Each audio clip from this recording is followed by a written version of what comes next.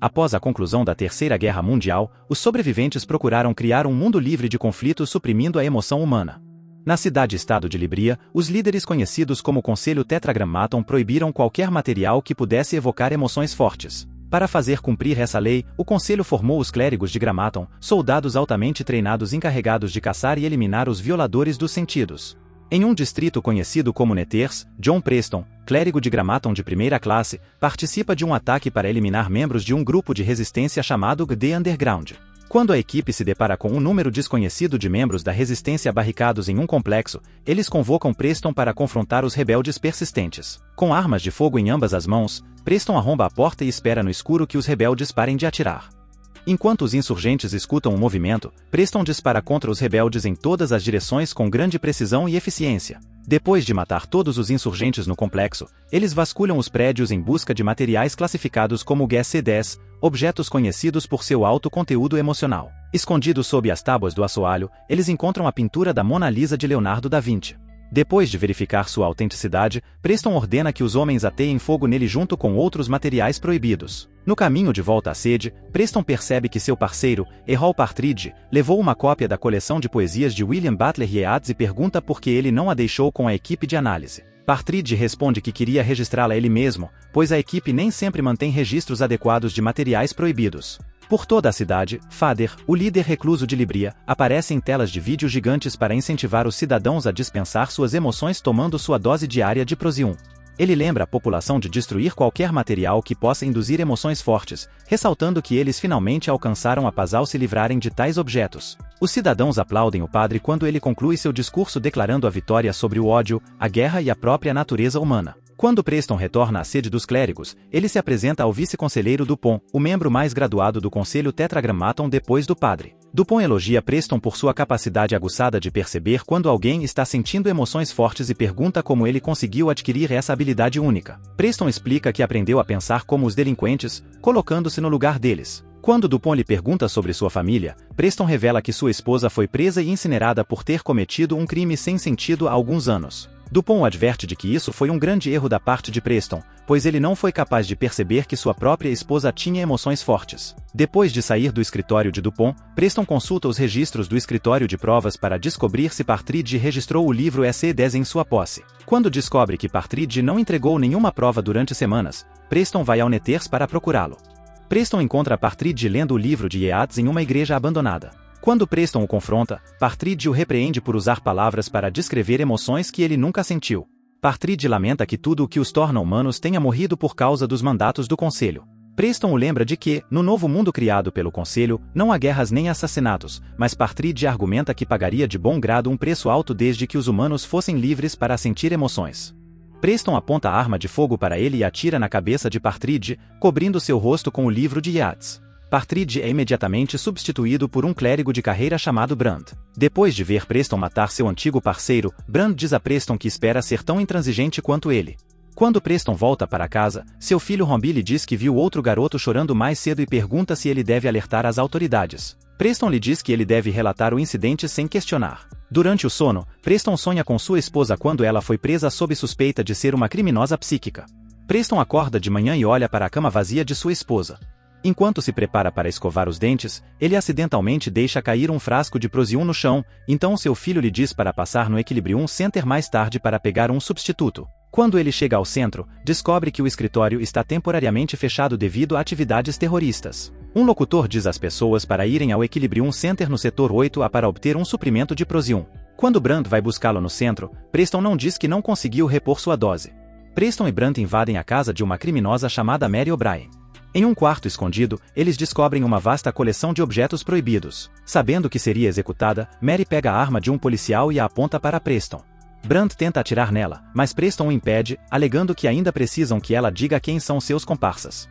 Durante o interrogatório, Preston pergunta a Mary sobre seus conhecidos, mas ela desvia a conversa perguntando a Preston qual é seu objetivo na vida. Preston lhe diz que seu objetivo é servir a Libria e salvaguardar a continuidade da sociedade. Mary não está satisfeita com sua resposta, afirmando que seu propósito é circular, pois ele vive apenas para continuar sua existência. Em seguida, ela ressalta que, sem emoção, Preston é apenas um relógio que faz tic-tac. Quando acorda em uma manhã, Preston remove freneticamente o vidro da janela de seu quarto para ver o nascer do sol. Depois de admirar a beleza do sol nascendo sobre a cidade, ele corre para o banheiro e carrega uma dose de Prosium em sua seringa, mas se abstém de injetar a droga em seu organismo. No caminho para a sede, ele deixa cair vários frascos de Prosium no chão.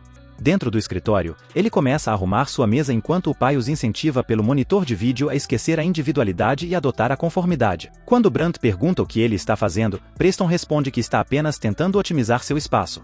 Brandt diz a Preston que há uma operação para eliminar os infratores dos sentidos na vida após a morte. Durante a operação, um homem corre em direção a Preston, então Brandt atira no rebelde. Preston pega o rebelde, inadvertidamente, olha em seus olhos enquanto sua vida se esvai lentamente. Quando ele deixa o rebelde cair no chão, fica chocado com a visão do sangue em sua mão. Depois que os oficiais matam todos os rebeldes, Preston descobre uma sala secreta cheia de objetos proibidos. Enquanto inspeciona os objetos na sala, ele encontra um disco de vinil da Nona Sinfonia de Beethoven e o toca na vitrola. Ao ouvir os primeiros compassos da sinfonia, Preston deixa cair uma bola de neve em sua mão e começa a chorar.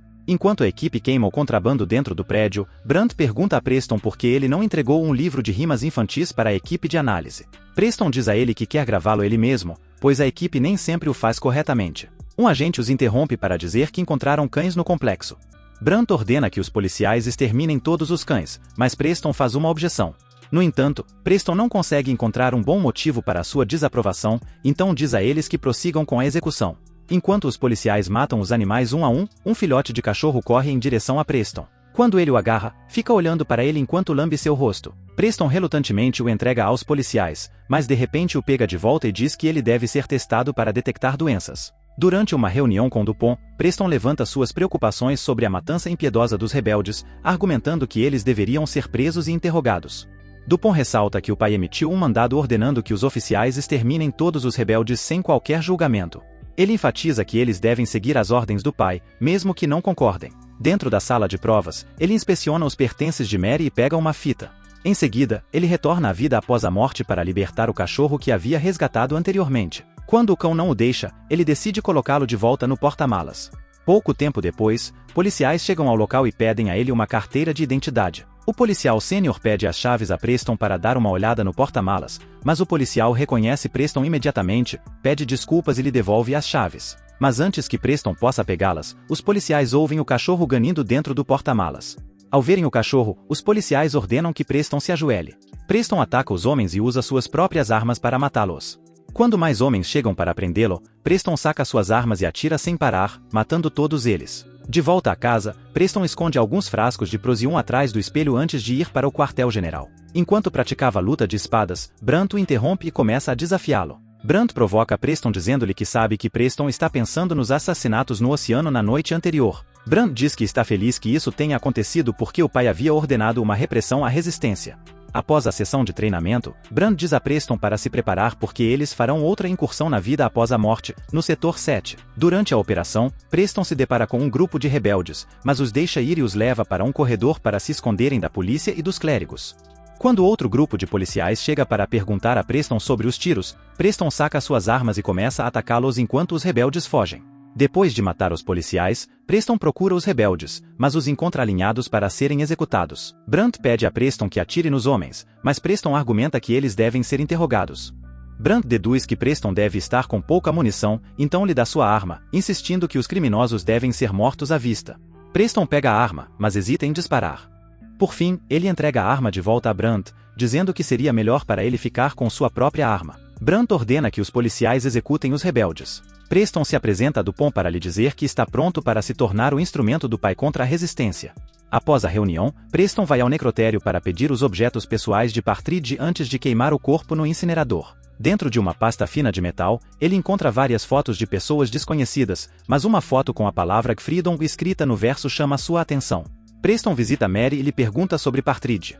Mary, no entanto, afirma que não se relaciona com clérigos, então Preston mostra a Mary uma foto dela e de Partridge juntos. Quando Preston menciona que foi ele quem matou Partridge, Mary pega uma caneta e tenta esfaqueá-lo. Preston bloqueia o ataque e olha fixamente em seus olhos enquanto aprende. Depois de soltar Mary, Preston deduz que os dois eram amantes.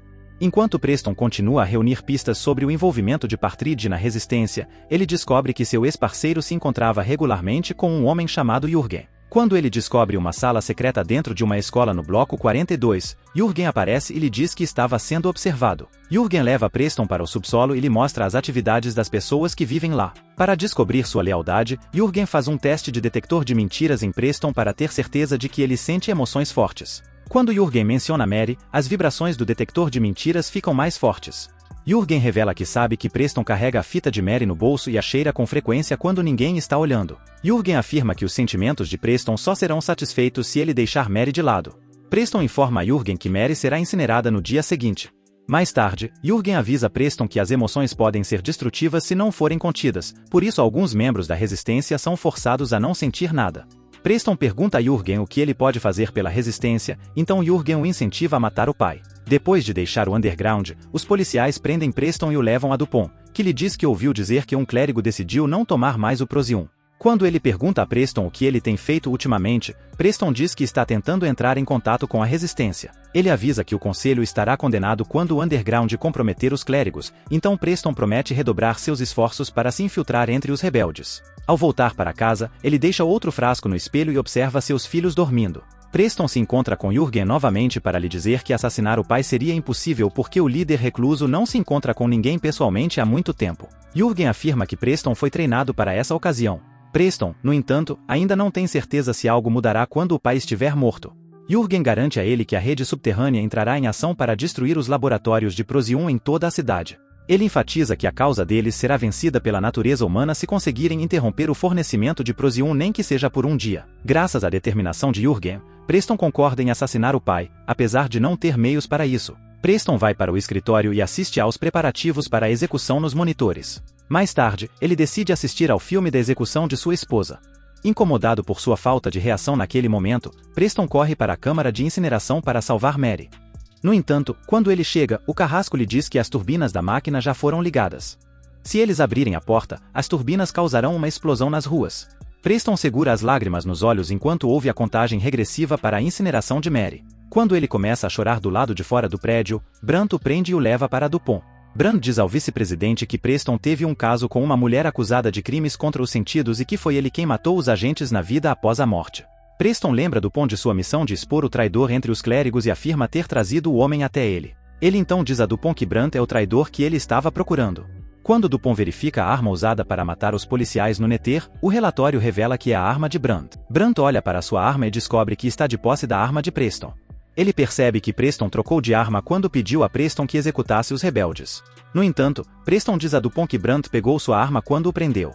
Dupont ordena que os homens levem Brandt para o Hall of Destruction para julgamento sumário e possível queima. Mais tarde, Dupont diz a Preston que ordenará que uma equipe faça uma busca em sua casa porque a lei exige isso. Preston concorda, mas diz a Dupont que está desapontado por ainda não ter se encontrado com o pai, apesar de ter sido um instrumento na destruição da Underground Highload. Dupont o lembra de que o pai nunca concede audiência a ninguém. Preston corre para casa para pegar os frascos de Prosium escondidos atrás do espelho enquanto a polícia começa a revistar a casa. Mas, para sua surpresa, os frascos não estão mais lá. Pouco depois, seu filho entra no banheiro e mostra os frascos em sua mão, dizendo a Preston para ser mais cuidadoso no futuro. Robbie então revela que ele e sua irmã pararam de tomar Prosium desde que sua mãe foi executada. Preston se reúne com o Underground e liga para o conselho para informar que eles localizaram a resistência. No dia de seu encontro com o pai, o Proctor lhe diz que ele ainda precisa passar por um teste antes de encontrar o líder solitário. Depois de entregar sua arma, ele faz um teste no detector de mentiras. O homem que conduz o teste lhe pergunta qual é a maneira mais fácil de tirar uma arma de um clérigo de Gramaton. Antes que ele possa responder, Brandt sussurra a resposta em seu ouvido, dizendo, pergunte a ele. O padre se dirige a Preston pela tela de vídeo, dizendo que a prisão de Brandt foi apenas uma manobra para fazer Preston sentir que havia vencido. O padre lhe diz que tentou se infiltrar no underground, mas percebe que precisa de um homem que pense e sinta como os rebeldes. Quando o pai lhe diz que Preston é o único homem com essa habilidade, Preston fica perplexo, pois nunca havia encontrado o pai antes. O pai então se revela como Dupont e revela que o verdadeiro pai morreu anos antes. O conselho o elegeu para substituir o pai e continuar suas tradições. Preston, furioso com o engano, saca as armas que estava escondendo nas mangas e começa a atirar nos homens da sala. Preston avisa a Dupont que está vindo atrás dele e parte em uma corrida desenfreada, atirando em todos os guardas que estão em seu caminho. Quando Preston chega à sala de Dupont, Brandt está ao lado do delegado. Depois de matar rapidamente mais guardas de Dupont, Brandt o enfrenta em uma luta de espadas. Quando Branto golpeia, ele o atinge com 3 golpes rápidos, matando-o instantaneamente. Dupont pega uma arma de fogo e ataca Preston, mas Preston consegue pegar uma arma do chão e se defender dos ataques de Dupont. Apesar da habilidade de Dupont, Preston o derrota e toma a arma dele. Temendo morrer nas mãos de Preston, Dupont súplica a ele, confessando que também sente emoções como ele e os rebeldes. Dupont então pergunta a Preston se matá-lo vale o preço da culpa, sabendo que ele matou um homem com sentimentos. Em resposta, Preston atira na cabeça de Dupont, dizendo que pagará o preço com prazer. Antes de deixar o prédio, Preston destrói as máquinas que transmitem as mensagens do pai para toda a Libria. Logo, bombas começam a explodir nas fábricas de Prosium por toda a cidade, sinalizando aos rebeldes que chegou a hora de se levantar contra seus governantes tirânicos. Se você gostou do vídeo, deixe um like e um comentário. Obrigado a todos por assistirem.